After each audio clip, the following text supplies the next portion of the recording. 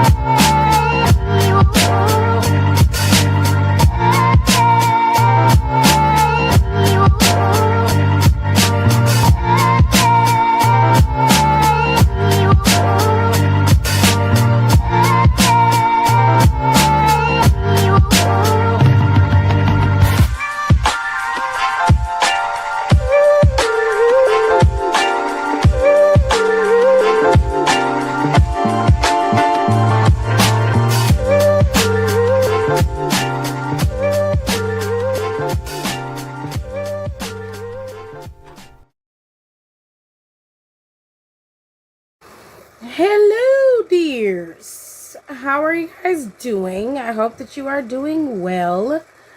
Listen, Monday Night Raw has come and gone, and well, let's just get into it. I promise I'll make this as quick as possible. There were some matches that were not announced on the card, but we did get to see today, and that led to some interesting things. Let's start off with what we just saw. Roman Reigns,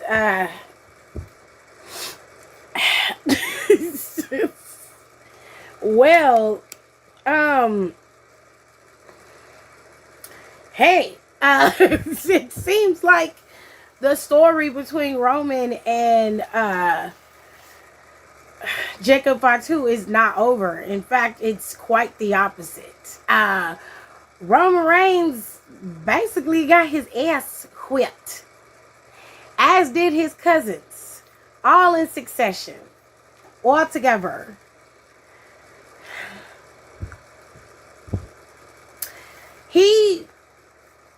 I think his cousin Jimmy said it the best when he said that he believes that Roman is somewhat delusional, and I respectfully have to agree with that. Babe, I have to turn the fan down. It's blowing in the Sorry, we're gonna be like that for a little while. Anywhoosies, I respectfully have to agree with him when he says that he believes his cousin is delusional. But it's interesting that you just now are starting to figure that out, and that a lot of people are just like, no, he really is the tribal chief. With all that being said, there are going to be some people who just do not respect or believe that. And there's no way that you are going to make Jacob comply without added incentive. Now, Jacob made it very clear he ain't complying with shit. And you was going to have to beat it into him. And at first, it looked like it was working. I mean, after you let him beat your cousin's ass, I just want you to understand that. Like, you stood there, watched Jacob come in, and then you watched him beat Jay's ass. Then you stood in the ring, watched Jimmy get out, walk to Jacob, and get his ass whooped. And you still stood there,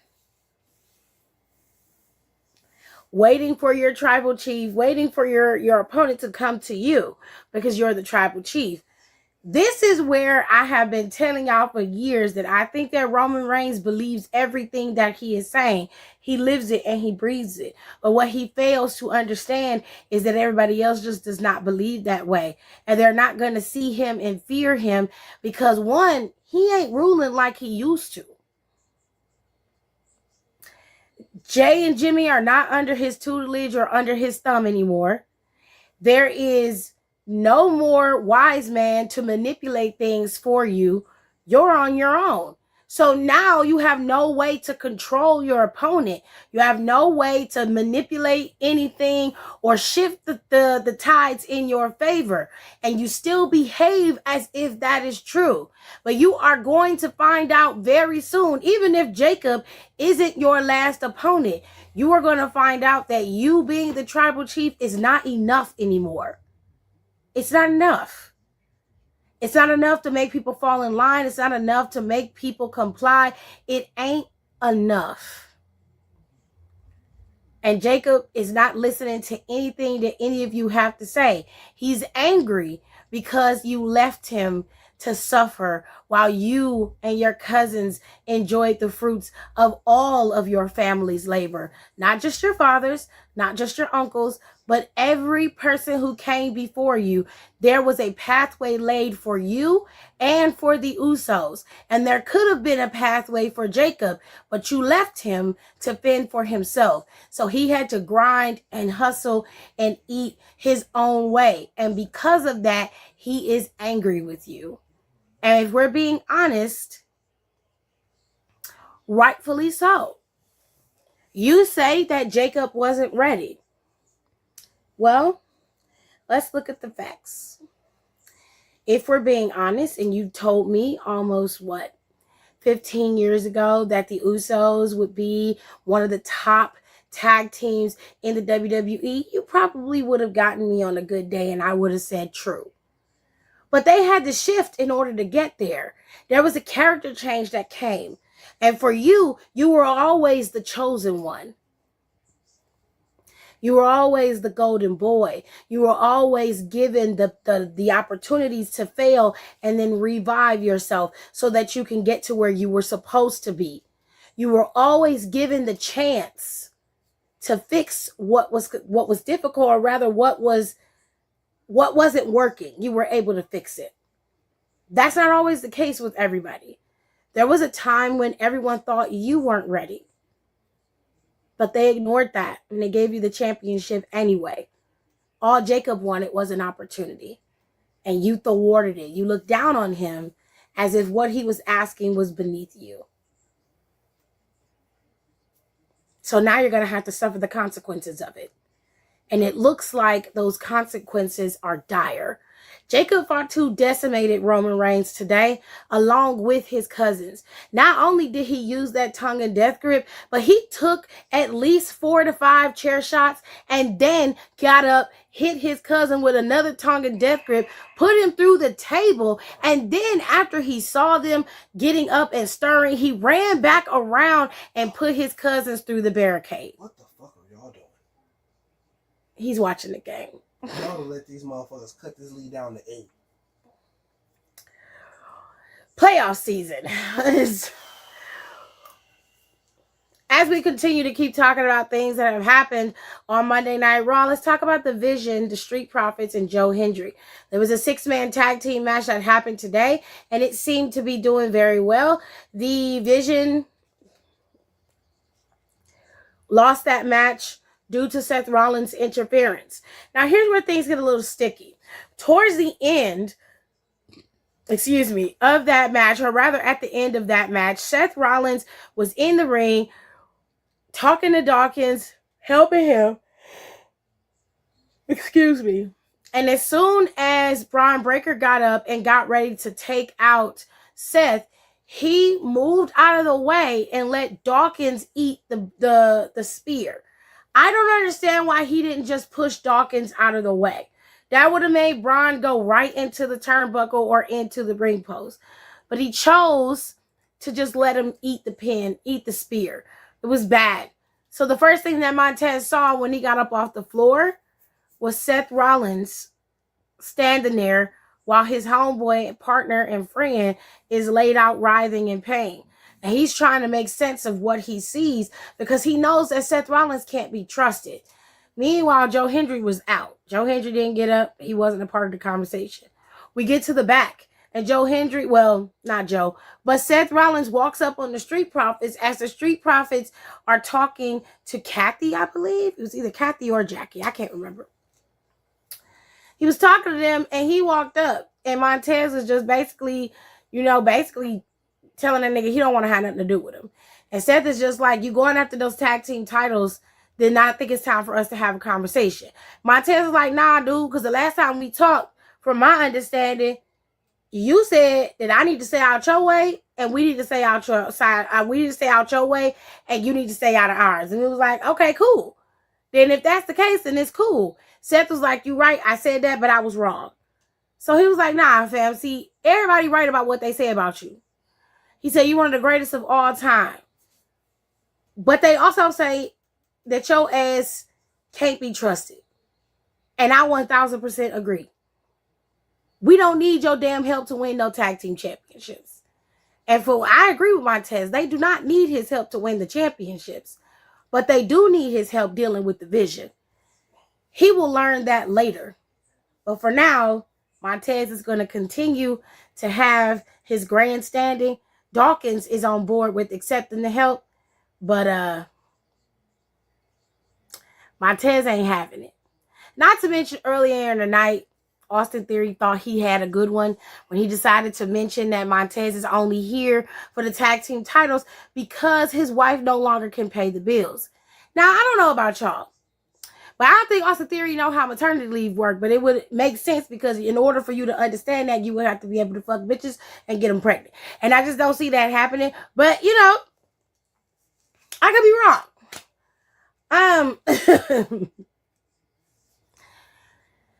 Maternity leave does not mean you don't get paid no more. And it also does not mean that you don't get a check. Bianca signed a contract just like you did, bitch. You know exactly what the parameters of that contract is. I can tell you what else is true. Her contract is damn sure bigger than yours. That's what you need to be concerned with.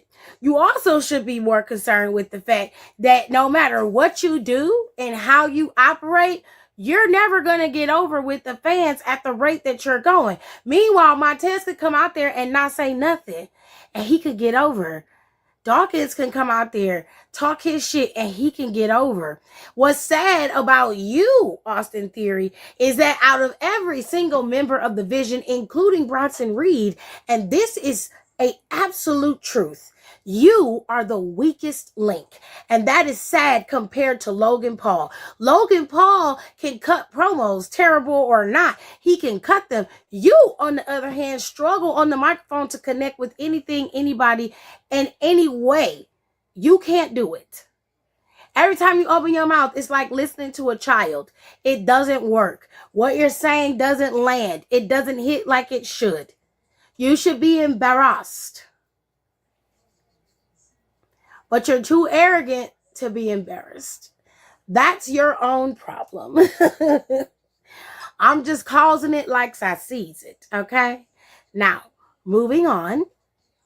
Obafemi's open challenge didn't really start off the way he thought it was going to. Obafemi came out, decided that he was going to have his open challenge, but there was no one to challenge for said open challenge. So Obafemi went and got his own challengers. Obafemi grabbed Los Garza from back there, made them come out there and compete in a match to which he decimated both of them. Now, I am of the school of thought that I always want to see competition, major competitors. I want to see people compete. What I don't want to see is Obafemi just beating people up every single week. Find somebody who is going to contend with Obafemi for longer than 2 minutes. Find someone who is going to give Obafemi a decent run for his money. It's not going to kill him. In fact, it could make things a lot more fun to watch.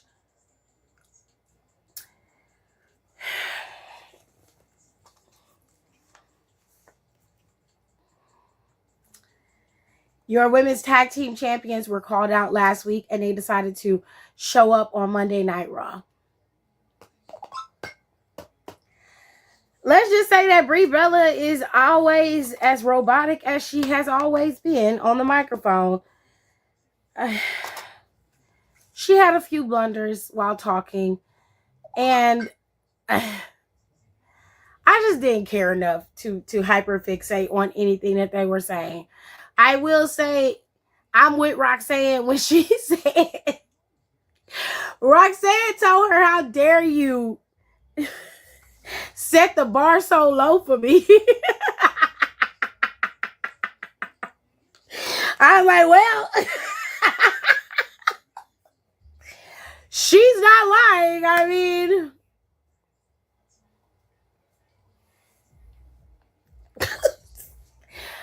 mean, look, I'm not a Bella fan. Y'all know this. This is not new news. So I'm always gonna be on her side every day, all day. So of course Raquel was talking her shit, talking about some, you know, y'all come back, look at Paige, it's scandal after scandal, fumbling opportunities. And I said, bitch, I know you're not talking about fumbling opportunities. Did you not lose the opportunity at the Intercontinental Championship? Did you not lose 2 title shots against Stephanie before your homegirl came in and stole it from you? Did you not lose the tag team championships with your current tag team partner? If we talking about fumbling bags, you would be the queen of that bitch.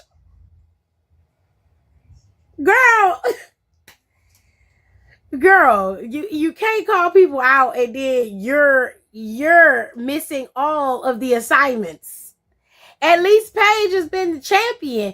You still begging for crowns from Liv Morgan. And one thing about Brie was like, mediocrity is not my brand. That's your homegirl, Liv Morgan. That's your mama. That ain't me. And she said, if you're talking about disappointments, we need to be talking to your mama. Because your mama's disappointed in you, bitch. I said, girl, I'm with you when you're right.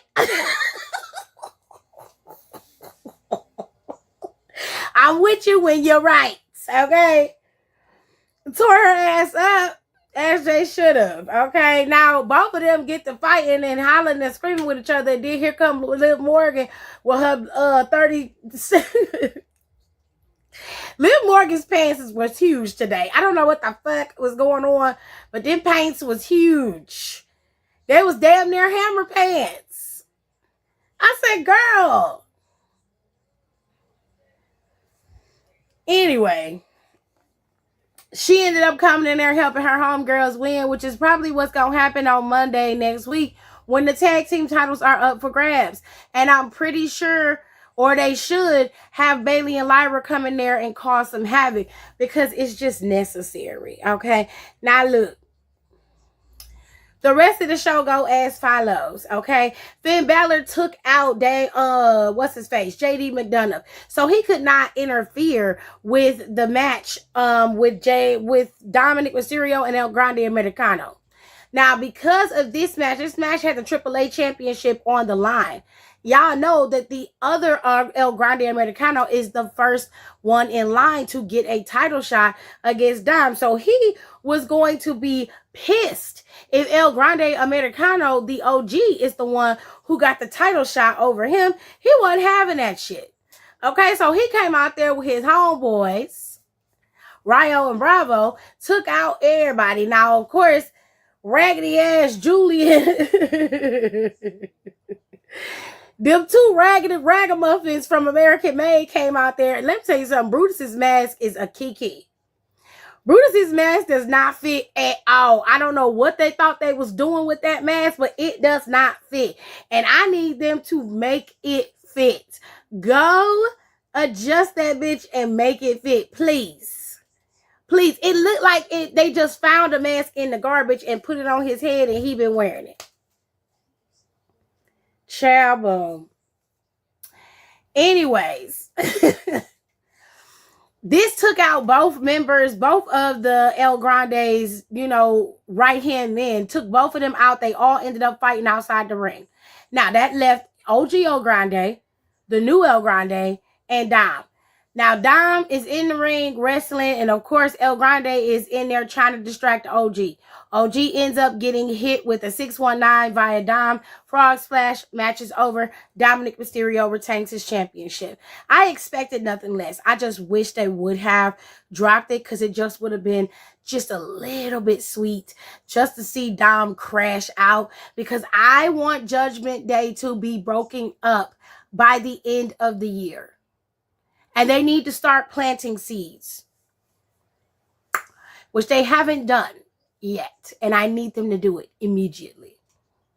With that being said, so Ruka had her match on the show today. Soul went up against Io Sky. And before that, we saw Io and Asuka have a very sweet moment, to which Asuka passed the torch to Io as her being the new senpai, and she was just waiting for Io to take that mantle, and she finally came and did it, and she's so happy and proud of her.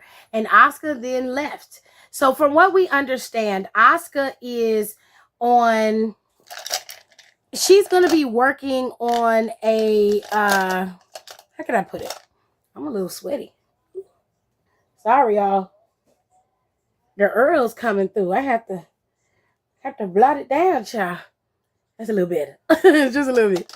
Anyways, she's going to be working on a part-time schedule. Now, she's not going to be full-time anymore.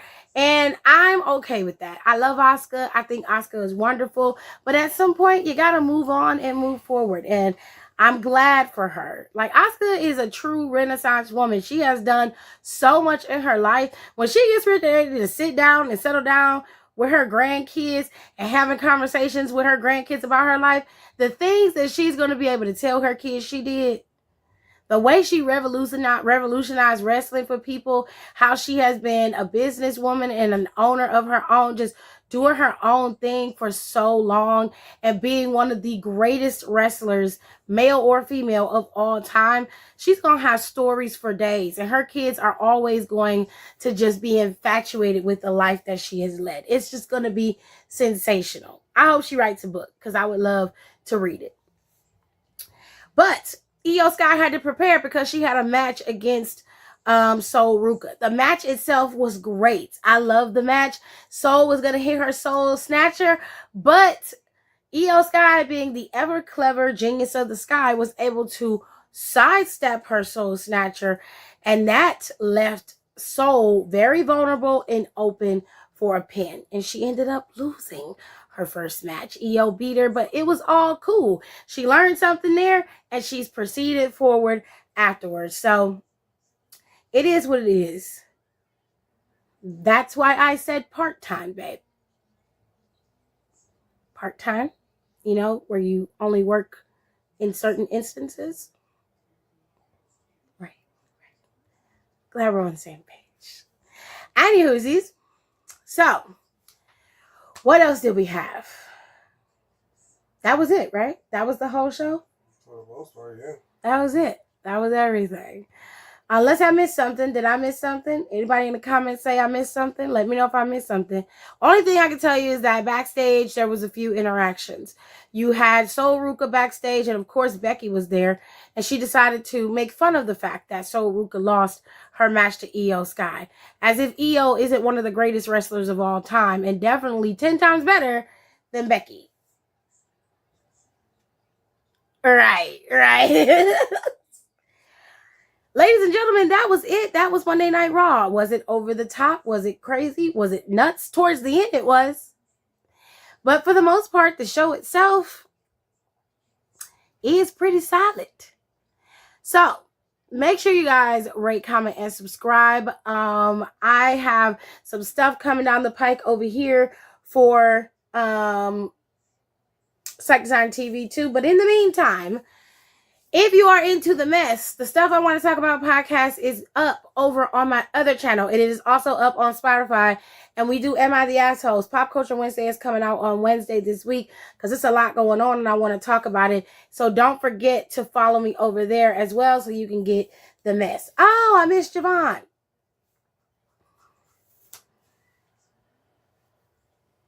Javon got into a match with Rusev mainly because Penna called out Ethan Page. Ethan Page then started, calling people out. And it got to a point where Ethan just started lying. Just flat out lying. He talking about he offered a match to Adam about Rusev, but Javon came in and took it from him and basically said he didn't deserve it. Just making up a lot of shit on the fly. And then he says that Javon basically said that, Rusev can't beat him. And Javon Evans came out and was like, none of that was never said, but it is true. You really can't beat me. So, of course, Rusev attacked Javon. Javon ended up slightly attacking Rusev due to the fact that Ethan pushed him into Rusev. And then Penna started attacking Ethan Page. Because Ethan Page got the pin on Penta. He is the one who is getting the title match against Penta at Saturday Night Main Event 2 weeks from now. Javon Evans had the match with Rusev and he was able to beat him. And so he proved that Rusev cannot beat Javon Evans. So we love that for him. Saturday Night Main Event is booked though. There are 2 matches set for Saturday Night Main Event. There is the tag team title match between Logan Paul, Austin Theory of the Vision against the Street Profits. And of course you have the current Intercontinental Champion Penta. He'll be defending his title against Ethan Page. Now, whether or not we see Roman Reigns on Saturday Night Main Event, I don't think so. I think that you will see Cody Rhodes and Gunther on Saturday Night Main Event, seeing as how Roman and Jacob were on Backlash alone, and Cody and Gunther were not there in any shape or capacity. So some things that we didn't get to see at the last PLE either will pop up on Saturday Night Main Event or over on Clash in Italy, which starts on the 31st of May on a Sunday. This show will start at 2 o'clock in the afternoon because it is in Italy. So just so you know and you don't miss, remind yourself that the show comes on at 2. So I think what's going to happen is, I don't know if they're going to come up with someone to face off against Liv Morgan. Right now, it's looking like Liv Morgan doesn't have any opponents, which is very odd. It's very interesting. I don't think I like that too much, but we'll have to wait and see how this plays out. I assume Stephanie would have been her opponent if things would have been able to continue going down the line. But with Stephanie's injury and her having to leave to have that injury either rehabbed or whatever, she is not able to compete. Randy also disappeared from the scene as soon as he lost that match to Cody after decimating him after the match was over, which I think is odd because it leaves that feud open-ended, and you've shoehorned Gunther in here and Randy's nowhere to be found, and I don't like that. I think they're going to try to wait though, bring Randy back in so they can double back to SummerSlam with Randy and Cody and get Gunther out of the way with this title match between him and Cody. You could end up circumventing that if Randy doesn't want to come back now and go to CM Punk, because there was a teaser where CM Punk and Cody finally do battle it out for that title. Either way, there's a lot going on with this championship, and there's a lot going on in the WWE as a whole. But we'll have to wait and see. Also, we're not having a lot with Rhea Ripley being champion either. She has no current prospects for that title, and I think that she should. Nia Jax is there. Have her go after the title. Doesn't mean she has to win it. Just have her go after it. They can't go after the tag team titles anymore, so they need to do something with them. Give them some opportunities, or let Julia go after it. She's a former U.S. title. That title needs to be a stepping stone to the big leagues. So let Julia go after it. You got plenty of opportunities to fix this and plenty of ways to make this work. So I hope that you do, WWE. And with that being said, I will see you guys next time. Thank you so much for watching. I love you guys. Please don't forget to go subscribe to my other YouTube channel. You can listen to my Am I the Asshole posts over there, or you can go over to Spotify and listen over there if that's what you prefer. I will see you guys on Wednesday for Freestyle Wednesday, where we talk about everything NXT, because there is a tag team match between Lizzie Rain, Tatum Paxley, Zarya, and Nikita Lyon are all competing together. Zarya and Nikita on one side, Tatum and Lizzie on the other, but each one of them have aspects of being the new NXT Women's North American Champion. Lola Vice is still competing and having to deal with Izzy Dame and the culling. And of course, we have Miles Bourne, who has many prospects for his North American Championship, as well as the tag team titles, having a very fun storyline right now with Mika and so many other things happening over in NXT. So I will see you guys on Wednesday where we talk about NXT. And of course, we're going to have a nice little challenge on Wednesday. So here's what I propose. I was watching one of my favorite content creators. Her name is Wicked Confections. And she had a little question on her channel. And it was, who was on her villain board of directors.